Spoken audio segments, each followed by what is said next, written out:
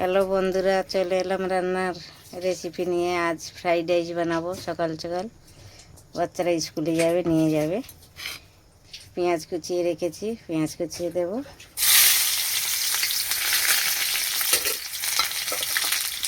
তারপরে পেঁয়াজটা একটু হলে আমি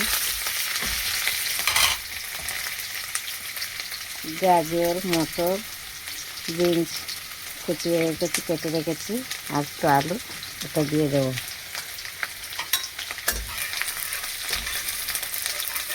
পেঁয়াজটা হয়ে গেছে। এবার এইগুলো আলু দেব, গাজর, মটর, বিনস।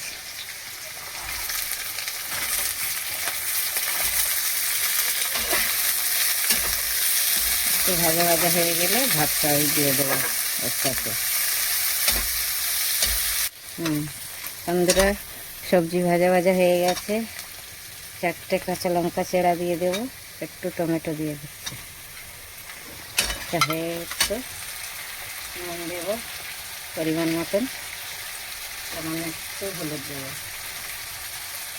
একটু হলুদ হয়ে গেছে। একটু নেড়ে চেড়ে এবার করে দিয়ে দেবো, ভাতটা তুলে দেবো। বন্ধুরা, সবজিটা হয়ে গেছে ভাজা ভাজা, ভাত তুলে দেবো। ভাত তুলে দিচ্ছি।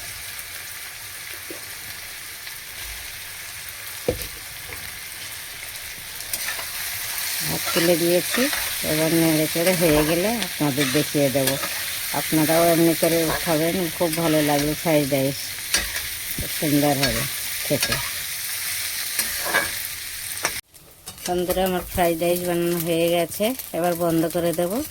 আপনারাও এমনি করে বানিয়ে খাবেন, খুবই ভালো লাগবে খেতে। খুবই সুন্দর হয়েছে। কালারটা দেখুন কত সুন্দর লাগছে।